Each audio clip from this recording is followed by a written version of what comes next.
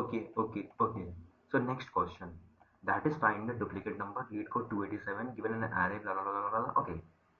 So in the last video, I had done the question find the duplicate number, and in that question, there was just one repeated number. Remember, but that appeared twice. That appeared how many times? That appeared two times. Now here the thing is कि जो repeated number है ना यार वो दो बार से ज्यादा आ सकता है. तो अब हम यहाँ पे क्या करें? See, for example, if I take this thing 1 3 4 2 2, okay, if I take this particular array 1 3 4 2 2, पहला solution जो मेरे दिमाग में आता that is brute force.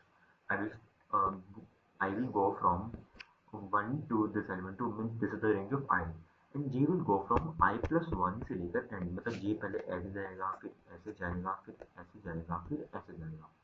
उसके बाद I can check whether is the current array is the AR of I that is equal to AR of J.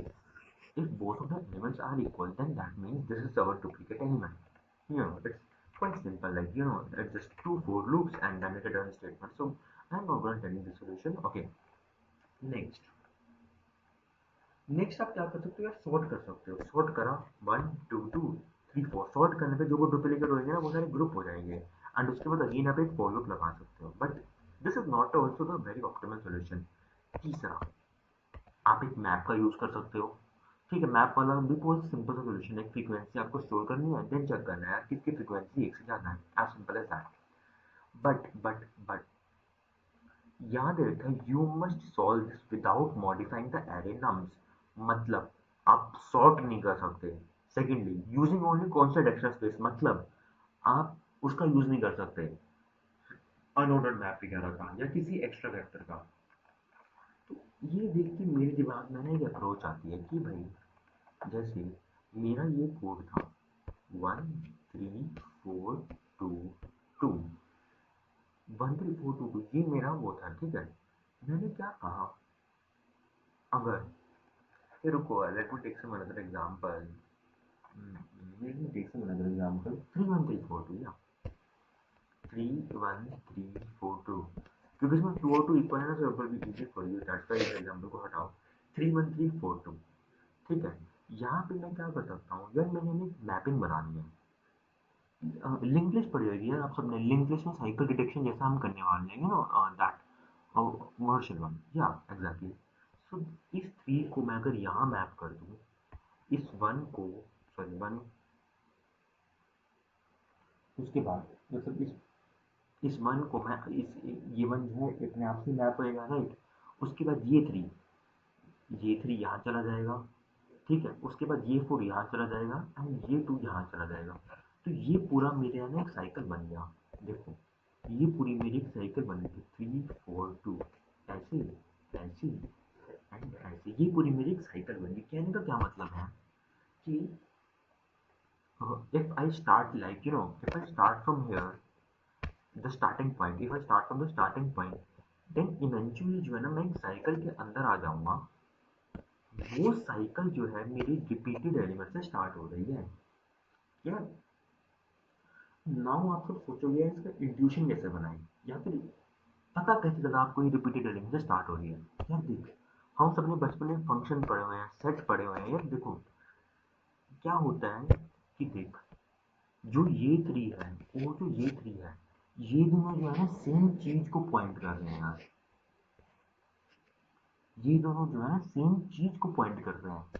इस वजह से एक साइकिल बन जाती है. मतलब देख, जैसे ये 3 है इन इसने भी 4 को पॉइंट किया, इसने भी 4 को पॉइंट किया. अब 4 भी कहीं ना कहीं पॉइंट करेगा. इसने यहाँ पॉइंट कर दिया, अगर इसने यहाँ कहीं पॉइंट कर दिया होता तो भी ये पूरी साइकिल हमेशा बन जाती है यार. क्योंकि अपने बच्चों में सेट पड़े होंगे यार ऐसे, तो ये साइकिल बन जाती है. if you read sets in class 11, तो it's very similar to that only. Okay, ठीक है. तो मुझे समझ आया यार कि एक साइकिल बन सकती है जो कि मेरे रिपीटेड एलिमेंट से स्टार्ट होगी. ठीक है, तो इसके लिए मैं क्या करूंगा, I will take 2 pointer, right. I will take just 2 pointers. I would be like, okay, I should solve here. in slow, that's equal nums of 0. In fast, that's also equal nums of 0. If you have read linked list, this should be a very easy program for you. Okay, next हम क्या कर रहे हैं कि हम slow को एक step आगे भेजेंगे, फास्ट को 2 स्टेप्स आगे भेजेंगे। रीज़न क्या है यार? इसका रीज़न ये है कि भाई जब हम फास्ट को 2 स्टेप्स आगे भेजेंगे ना, वो पहले से इस साइकिल में आ चुका होगा स्लो के आने से पहले। So I would be using a do while loop. I would be like slow, तुम जो है ना नम्स ऑफ स्लो पर जाओ, जैसे मैंने यहाँ किया। देखो 3 1 3 4 2, स्लो यहाँ है, फास्ट है, नम्स ऑफ 3 क्या है 0 1 2 3। मैंने स्लो को यहाँ भेज दिया, ठीक है। उसके बाद मैंने कहा फास्ट तुम जो है ना नम्स ऑफ फास्ट पर जाओ, ठीक है। कब तक जाना है? जब तक while slow is not equal to fast. You need to go until or unless you are at any point inside this cycle. उसके बाद जब आप इस साइकिल के अंदर हो जाओगे, आप एक और पॉइंटर डिक्लेयर करोगे स्लो टू, उसको हमने कहा नम्स ऑफ 0। अब मैं कह रहा हूँ कि you need to travel till this slow two becomes equal to slow, while slow is not equal to slow 2. Slow that becomes nums of slow, and slow 2 that's nums of slow 2. And now I will return slow. As simple as that. Let us just check will it run. उसके बाद आपको इसका intuition समझाता हूँ। Well, so again I am using a semicolon here. Yeah, it's running.